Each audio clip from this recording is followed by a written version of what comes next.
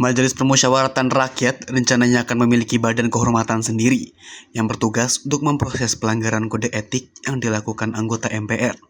Rapat paripurna MPR RI yang digelar pada Rabu pagi mengagendakan penetapan perubahan tata tertib MPR RI dan rekomendasi MPR RI masa jabatan 2019-2024, serta pembacaan laporan pelaksanaan tugas dan wewenang kinerja MPR periode 2019 sampai 2024. Dalam kesempatan tersebut turut dibahas soal pembentukan badan kehormatan yang bertugas menyelesaikan laporan soal pelanggaran kode etik yang dilakukan oleh anggota MPR RI.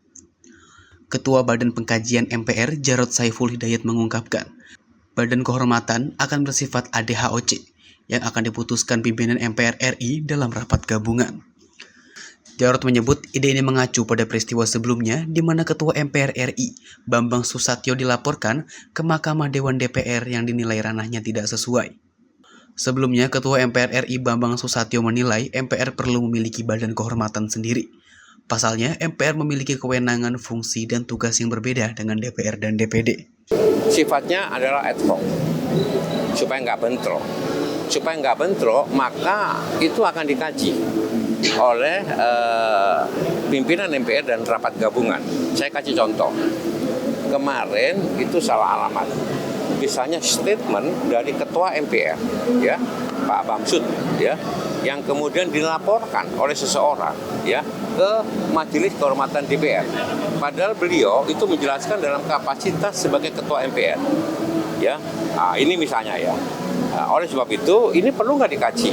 Perlu nggak dibentuk, dilanjuti dengan Mahkamah Kehormatan MPR? Ya, perlu. Tapi mendapatkan kajian terlebih dahulu. Kenapa ini penting? Karena ke depan ini akan dilakukan misalkan amandemen terbatas terhadap konstitusi kita.